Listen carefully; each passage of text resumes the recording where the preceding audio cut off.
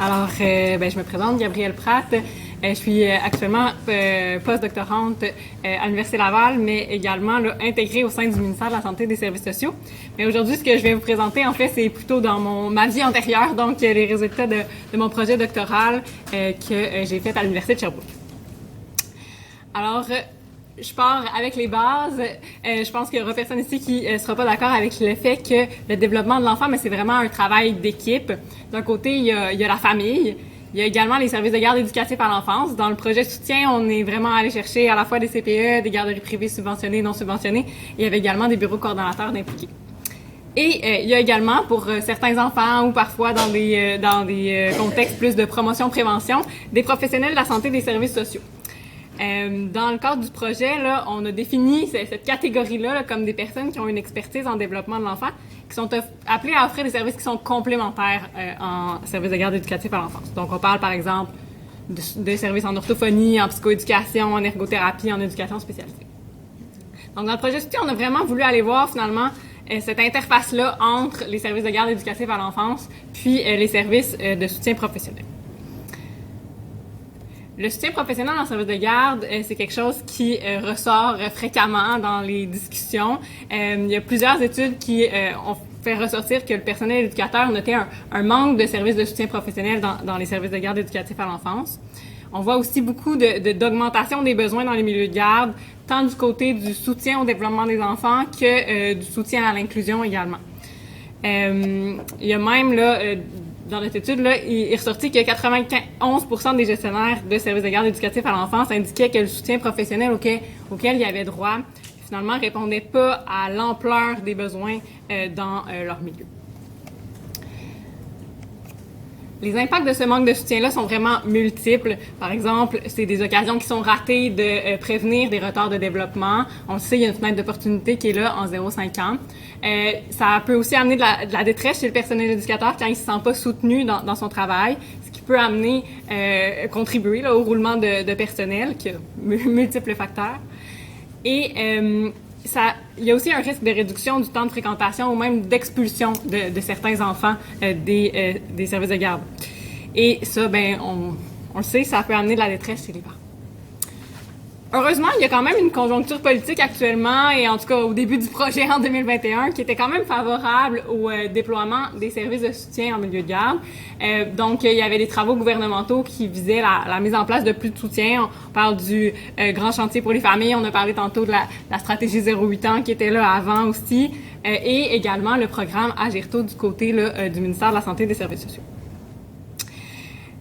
Au début du projet, par contre, on avait très peu d'informations sur, OK, c'était intéressant d'offrir plus de soutien, mais il y avait peu d'informations sur comment ces services-là sont actuellement déployés, qu'est-ce qui est en place, puis aussi qu'est-ce qui est souhaité par les milieux. Donc, c'est un petit peu ce qui nous a amené à déployer le projet soutien. Donc, on s'est vraiment demandé comment les services de soutien professionnel sont et devraient-ils être organisés en services de garde éducatif à l'enfance. Une grosse question quand même. Alors, on est allé voir, pour répondre à cette question-là, la perspective à la fois des gestionnaires de services de garde éducatifs à l'enfance et également la perspective des personnes professionnelles qui offraient ce type de service-là. Et là, aujourd'hui, c'est une présentation sur le lien avec la politique. Donc, je viens vous présenter aujourd'hui la partie où on est également allé croiser ces données-là avec la perception des acteurs plutôt du côté académique, associatif et gouvernementaux. Donc, on a vraiment voulu faire là, un mélange de toutes ces perspectives-là pour avoir un portrait complet de la situation.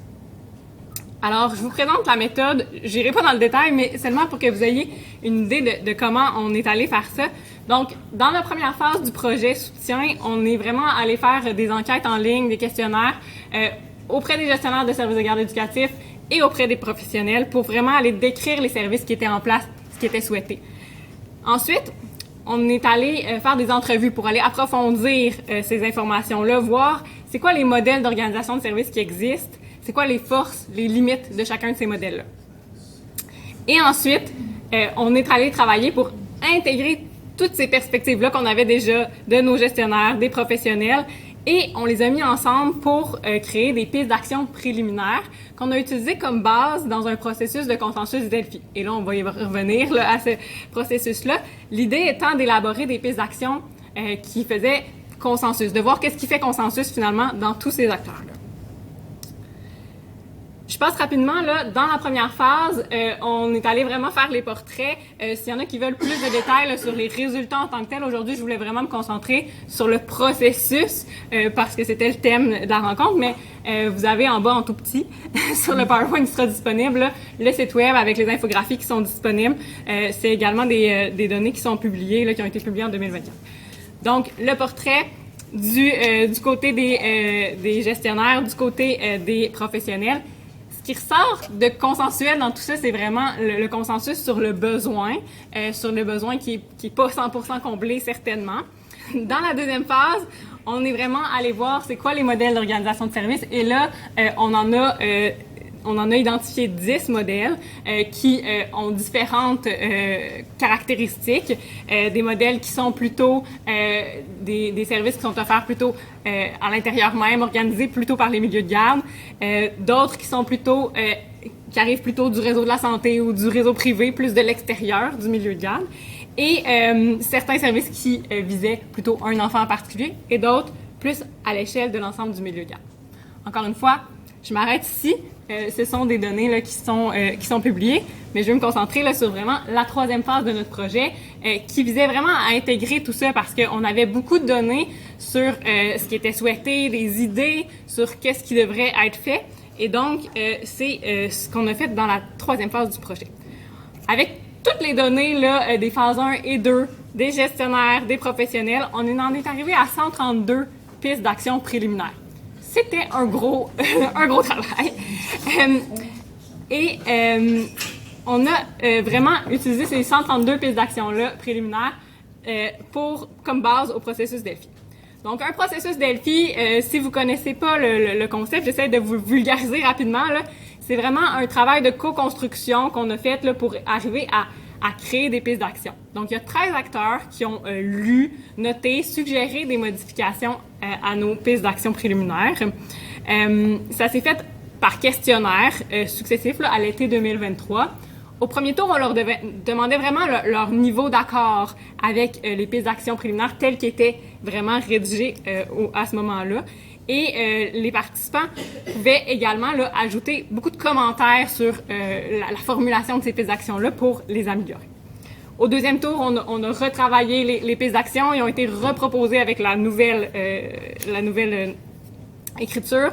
On a refait le travail et on l'a refait une troisième fois en leur demandant également là, l'importance et la faisabilité de ces pistes d'action-là parce qu'on sait que ça peut avoir une influence. Au final, les critères de sélection des pistes d'action, c'était vraiment, là, pour être considéré comme consensuel, là, notre critère, c'était que plus de 75% des acteurs aient un accord de plus de 8 sur 10.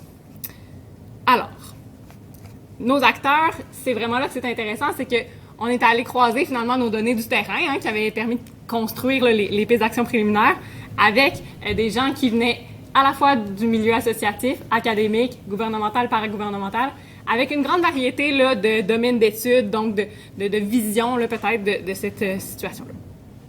Et ça a été un défi. Donc, le défi de concilier la vision d'acteurs avec des formations très différentes, des visions très différentes, qui venaient d'organisations avec des missions différentes également.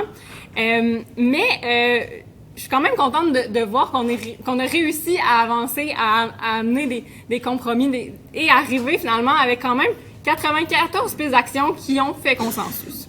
Donc, il y avait plus de 75% des experts qui avaient un accord de plus de 8 sur 10. Il y a quand même 16 énoncés pour lesquels il n'y a pas de consensus qui a pu être trouvé, mais je trouve quand même qu'on a réussi à avancer là, sur plusieurs. Certainement, aujourd'hui, je ne vous présenterai pas les 94 pistes d'action. L'idée était plutôt de vous présenter le processus, mais je vais quand même vous dire rapidement que nos pistes d'action là, ciblaient toutes les parties prenantes. Donc, on avait des pistes d'action qui s'adressaient à la fois plutôt à des niveaux ministériels, d'autres plutôt au niveau gestionnaire, dans le réseau de la santé, dans le réseau des milieux de garde, et également d'autres qui s'adressaient plutôt aux professionnels, aux éducateurs spécialisés. Donc, quand je vais dans différentes présentations, vous comprendrez que je présente jamais les 94, j'en présente un petit peu à la fois. Aujourd'hui, je vais me contenter de vous parler des catégories. Là, si certaines catégories vous intéressent plus, on en discutera au dîner. La première Donc, avec des exemples, on avait des pistes d'action sur les besoins de soutien qui sont importants, d'autres sur les facteurs de succès à la collaboration, d'autres à la fois à l'échelle individuelle, mais également à l'échelle organisationnelle, donc dans les pistes d'action ministérielles. Des pistes d'action sur la gestion du financement, qu'on sait qui est un défi, d'autres sur les services de soutien en lien avec un enfant, et pour les services en lien plus avec la promotion, prévention à l'échelle plus des milieux. Je vous en présente une, en fait, celle qui a été identifiée comme prioritaire par le plus grand nombre d'acteurs. C'est imparfait comme choix, mais je pense que ça va résonner avec quand même des discussions qu'on a eues ce matin. Donc, celle qui a été identifiée par le plus d'experts comme étant la plus importante à leur avis, pas nécessairement la plus réaliste, là, je veux vous le dire, mais la plus importante, s'adressait à la fois au ministère de la Famille et au ministère de la Santé et des Services sociaux, et c'était de s'assurer que les milieux de garde aient accès à 3 types de soutien. Donc, c'est pas un seul type qui va permettre de tout régler. Le premier étant d'avoir accès à une éducatrice spécialisée qui offre du soutien direct dans le milieu au quotidien. Le deuxième type étant plutôt du côté du réseau de la santé et des services sociaux, d'avoir un trio de services complémentaires qui était appelé par nos experts, donc en orthophonie, psychoéducation et ergothérapie. Et aussi le fait d'avoir un contact dans le réseau de la santé pour les partenaires, les milieux de garde. Ce qui m'amène à notre discussion, parce que l'idée c'était de voir un petit peu le lien avec la politique, avec les différentes parties prenantes. Dans notre projet, ce qu'on a vu, c'est vraiment un accord sur l'ampleur des besoins, qu'il y avait une faible proportion des besoins qui étaient comblés, puis que ça amenait une détresse grandissante chez le personnel éducateur, les démissions, les expulsions, comme on a parlé tout à l'heure. Mais ce que moi j'ai observé, c'est vraiment la disparité sur la façon qui était proposée par différents points de vue pour répondre à ces besoins-là. Alors, je termine avec cette diapositive qui est sur les bénéfices des ponts entre la recherche, la pratique et la politique. Avec mon expérience au doctorat, ce que j'ai vraiment remarqué, c'est que le fait d'impliquer toutes ces parties-là dans le processus, ça a vraiment fait en sorte qu'on avait une qualité des données de recherche parce que ça permettait d'inclure toutes les perspectives, donc différentes visions de ce thème-là. Et ça a également permis une grande appropriation des résultats de la recherche dans l'élaboration des politiques publiques. Je l'ai dit au départ, je suis rendue maintenant, je fais un postdoctorat qui est intégré au sein du ministère de la Santé et des Services sociaux. Donc, les liens qui ont été créés durant ce projet-là se poursuivent dans mon nouveau projet. Puis les liens qui ont été créés avec le ministère de la Famille, avec différents organismes, se poursuivent. Donc, ça permet d'avoir de la recherche là, qui est plus près de ces besoins-là. Puis, on l'espère, vont influencer les politiques publiques.